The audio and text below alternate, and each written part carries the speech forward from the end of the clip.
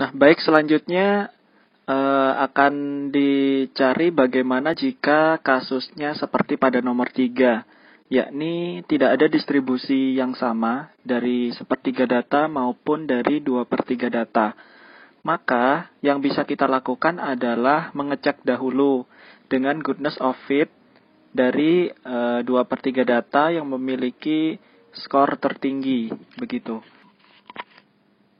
Untuk melakukan goodness of fit, maka kita pilih fitur comparison yang ada di X per fit ya. Kemudian akan menuju ke tampilan seperti ini, dan selanjutnya kita analisis. Di sini kita menggunakan Anderson-Darling. Jika hasilnya fail to reject, maka distribusi itu bisa digunakan. Tetapi jika hasilnya reject, maka harus menggunakan distribusi empiris. Nah, selanjutnya cara membuat distribusi empiris itu sudah di-share di Google Classroom ya. Untuk guideline-nya silahkan dipelajari sendiri.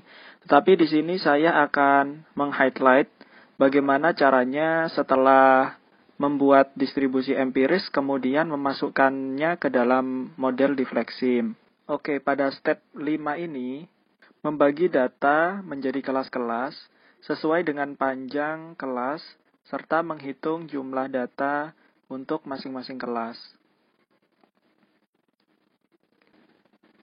Nah, setelah pada step 5 tersebut selesai, kemudian kita lanjutkan dengan membuat persentase setiap kelas.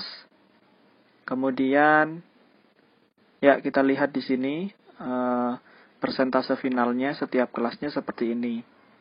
Kemudian selanjutnya memasukkan global tabel di Flexim.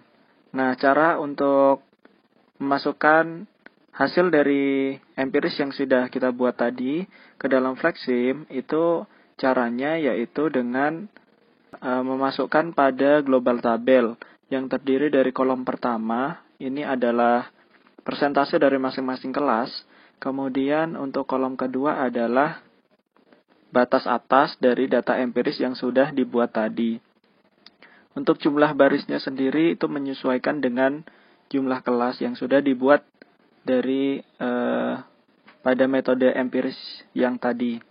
Kemudian di sini caranya yaitu klik proses pada model, kemudian klik proses time, kemudian pilih statistical distribution, kemudian pilih empirical distribution atau empiris, kemudian masukkan global tabel yang telah dibuat sebelumnya.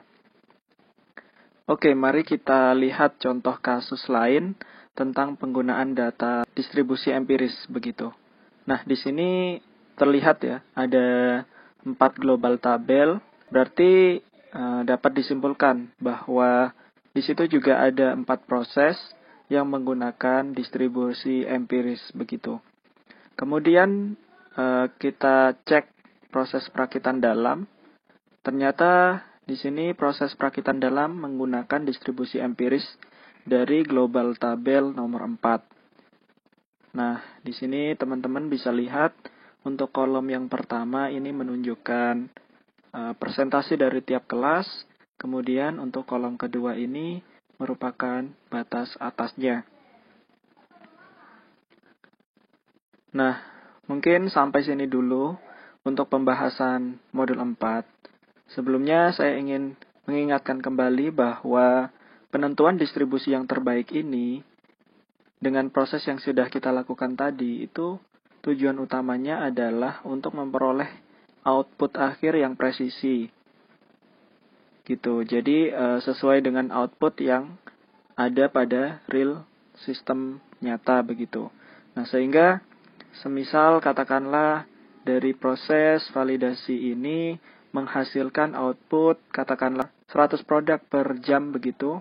Kemudian kita bandingkan dengan sistem sebenarnya itu menghasilkan output yang sama yaitu 100 produk per jam, maka dapat dikatakan atau dapat disimpulkan bahwa model Flexim yang kita buat itu sudah valid. Mungkin begitu teman-teman. Selanjutnya untuk verifikasi itu tidak saya jelaskan lagi karena sudah dijelaskan di part 1. Jadi intinya untuk verifikasi itu adalah menyesuaikan entitas dan proses yang ada pada real system ke dalam sebuah model dengan berbagai cara. Salah satu contohnya yang sudah dibahas yaitu dengan menggunakan activity cycle diagram. Oke.